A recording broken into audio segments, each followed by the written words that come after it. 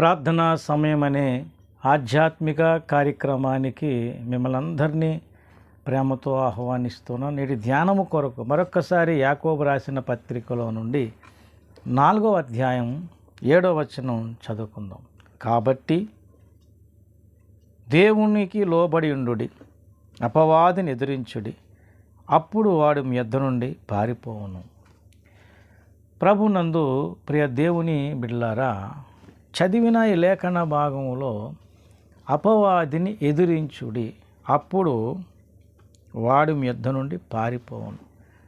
అపవాది పారిపోవాలంటే మనం ఎదిరించాలి, అపవాదిని ఎదిరించాలి. అపవాదికి ఏమాత్రము కూడా చోటు ఇవ్వకూడదు. అపవాదిని ఎదిరించాలి అనే మాట ఇక్కడ మనం చూస్తున్నాం. ఆ ప్రక్కనే ముందు ఒక మాట చెప్పాడు, కాబట్టి దేవునికి లోబడి ఉండుడి.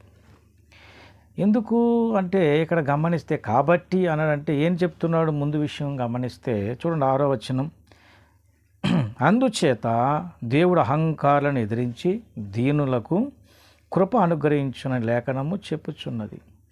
ఎవరిని చూడండి, అహంకారాలను ఎదిరించి దీనులకు కృప అనుగ్రహించునను లేఖనం చెప్పుచున్నది. కాబట్టి అంటే మనం ఎప్పుడైతే దేవునికి లోబడి దీనులమై ఉంటామో కృప అనేది మనకు అనుగ్రహించబడుతుంది. కృప అనుగ్రహించుంటారు కదా.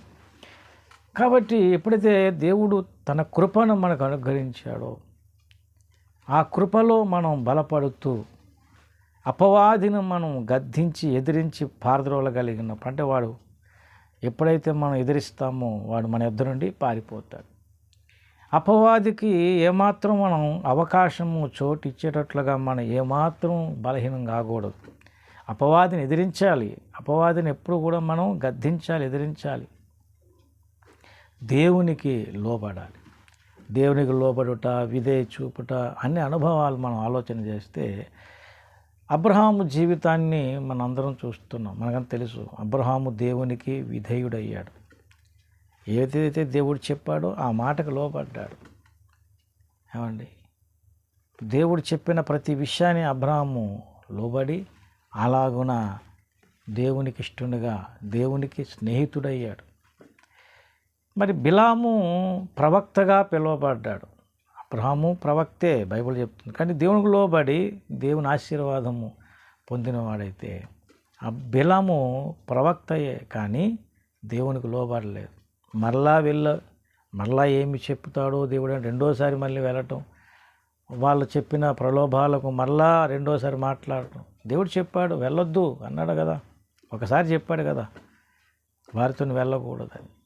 మళ్ళీ వాళ్ళు కొన్ని ప్రలోభాలకు ఎప్పుడైతే తావిచ్చారో, అంటే తెలియజేశారో, మరలా దేవుని ఆయన మరలా నాకు ఏమై చెప్తాడో అని అంటే లోనకు ఆశ పుట్టింది.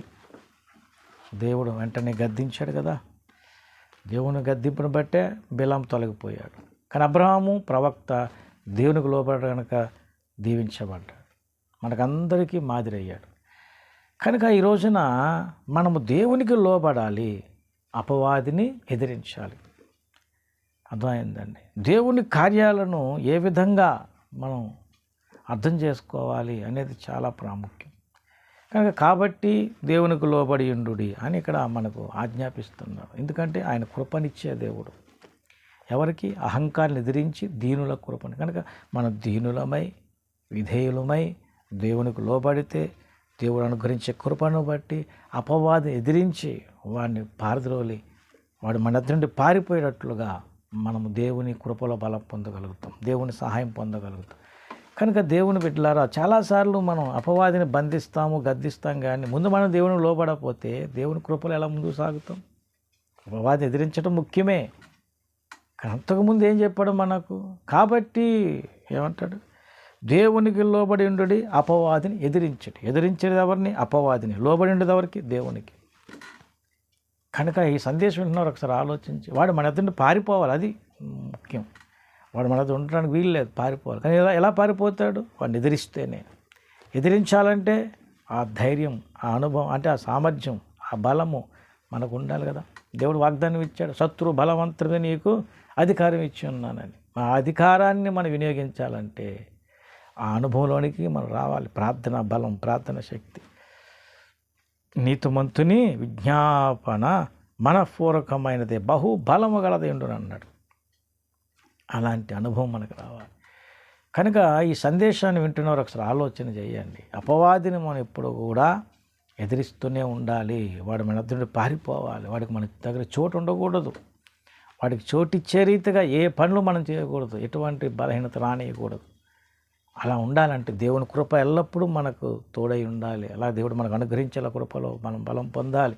అలా ఉండాలంటే దేవునికి మనం లోబడి ఉందాం. దేవునికి లోబడి ఉంటే దేవుడు తప్పక మనకు బలాన్ని అనుగ్రహిస్తాడు. దేవుని కృపను బట్టి మనం అపవాది ఎదిరించి వాడు మన దగ్గర పారిపోయేటట్లుగా ముందుకు సాగగలుగుతాం. కనుక దేవుని బిడ్డలారా, దేవుని పిల్లల మీద వాడు రకరకాల యుక్తులు దాడి చేసే ప్రయత్నాలు ఎన్నో ఉన్నాయి. కానీ దేవుని వాగ్దానం మనకుంది. శత్రువు బలమంతటి మీద మీకు అధికారం ఇచ్చాడు. ఎవరు మన శత్రువు? అపవాది. వాడు బలవంతుడు. కానీ వాడు బలం మీద మనకు ఏమిచ్చాడు? శత్రువు బలమంతటి మీద నీకు అధికారం. దేవుడు మనకు అధికారం ఇచ్చాడు. ఆ అధికారాన్ని ఉపయోగించాలి. అలాగే మనం దేవుని యొక్క నామను బట్టి ఆయనకు లోబడి ఉండి అపవాది ఎదిరించగలిగితే ఆ బలాన్ని, దేవుడిచ్చే అధికారాన్ని మనం వినియోగించుకొని, అంటే ఆ అధికారాన్ని బట్టి వాడిని గద్దించగలిగితే వాడు మన ఎదురుండి పారిపోతాడు. కనుక దేవుని వాగ్దానం సంతరించుకోవాలి.